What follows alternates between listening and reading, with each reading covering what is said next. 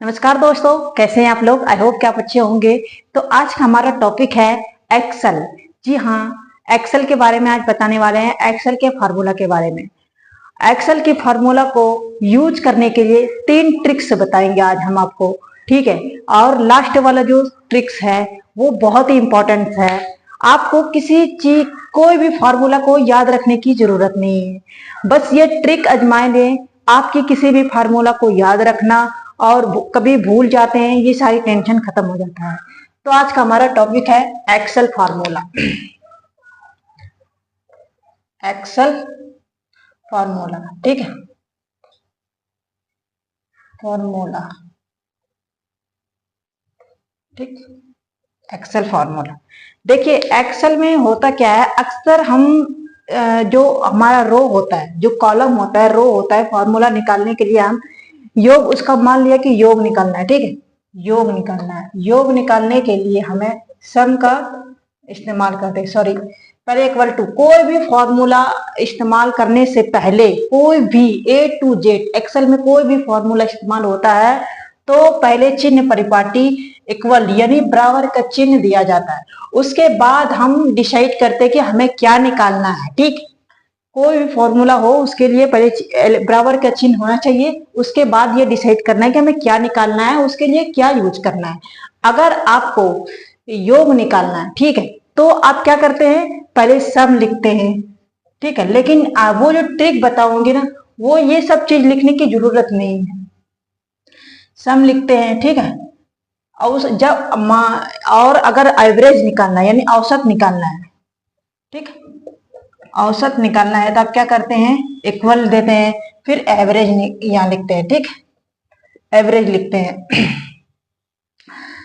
ऐसे ही अगर किसी चीज को नंबर्स, कोई नंबर मान लो एक्सेल में नंबर्स है, उसको काउंट करना है, तो आप लोग क्या करते हैं कि पहले इक्वल लिखते हैं, फिर काउंट लिखते हैं, ठीक, काउंट है, फिर फॉर्मूला इस्तेमाल करते हैं, ठीक। तो ये जो ट्रिक है ये लंबा पड़ जाता है। कभी होता क्या है कि कभी याद नहीं रहता कि क्या है काउंट का फॉर्मूला, कभी इस एवरेज का फॉर्मूला क्या है, कभी सम का फॉर्मूला क्या है, ये कभी कभी हम भूल जाते हैं, याद नहीं रहता। क्योंकि जब हम स्टार्टिंग में कंप्यूटर सीखते हैं तो उतना डेली यूज नहीं करते हैं, तो अक्सर भूल ही जाते हैं। मैं भी भूल जाती, सब भूल जाते हैं। ऐसा नहीं कि मतलब सब कोई महान है, कि दिमाग है भाई इंसान का, भूल ही जाता है, बहुत प्रेशर रहता है। तो उस भूलने की वजह से आप याद नहीं कर पाते, काम डिले हो जाता। तो ये सारी टेंशन छोड़िए, मैं आपको ये कुछ नहीं करना पड़ेगा। आपको मैं 3 ट्रिक्स बताऊंगी, 3 ट्रिक्स, ठीक है। 3 ट्रिक्स,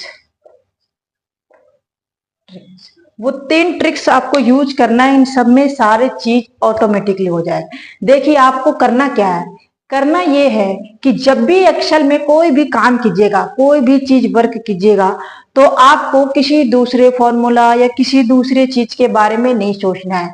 यानी पहले जो कुछ काम कर चुके हैं एक्सेल में उसके बारे में नहीं सोचना है, ठीक।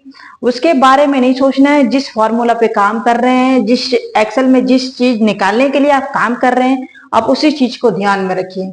वो उससे होगा क्या, आप कहेंगे कि ये तो आप बता रहे, लेकिन उससे ये होगा कि आप अगर दूसरे चीज के बारे में ध्यान, अक्सर देखते हैं कुछ सामने वाले कुछ बोलते हैं, ठीक है, अगर हम किसी और चीज के दिमाग में घुमाते रहते हैं तो उसके सही जवाब देने के बजाय हम अपने माइंड में जो चल रही बात है वो जवाब दे देते हैं। क्यों? क्योंकि हमारे दिमाग में वो चल रहा होता है और उसका जो आंसर होता है, जो भी बात होता है, हमारे जुबान पे अंदर ही अंदर आते रहते हैं। तो सडनली कोई कुछ बोलता है तो मेरे मुंह से वही आंसर निकल जाते हैं।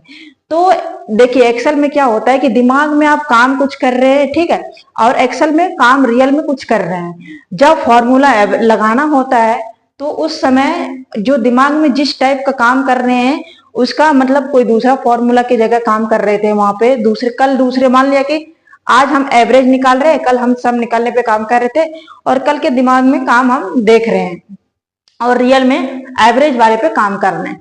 तो क्या होता है उस वक्त कि एवरेज की जगह सम का इस्तेमाल कर देते हैं और हमें एवरेज निकालना होता है और सम यानी योग निकाल देते हैं, ठीक है। तो इससे होता यह है कि आप जिस काम के लिए कर रहे हो उसी काम पे ध्यान रखो, फोकस रखो, उसी काम के बारे में सोचो, ताकि आपके दिमाग में ये लगे कि हमको ये निकालना है और उसका फॉर्मूला यूज करना। ये हो गया हमारा पहला ट्रिक। अब दूसरा ट्रिक, जो लास्ट वाला ट्रिक है ना, वो बहुत ही यूजफुल है। दूसरा ट्रिक हम देख लेते हैं, परिवर्णीय शब्द। ठीक है, दूसरा ट्रिक जो होता है वो परिवर्णीय शब्द होता है। दूसरा ट्रिक मतलब कि परिवर्णीय शब्द आप नहीं समझ रहे, नहीं समझ पा रहे हैं, तो मैं आपको बता दूं कि जैसे कि आपने कोई भी मतलब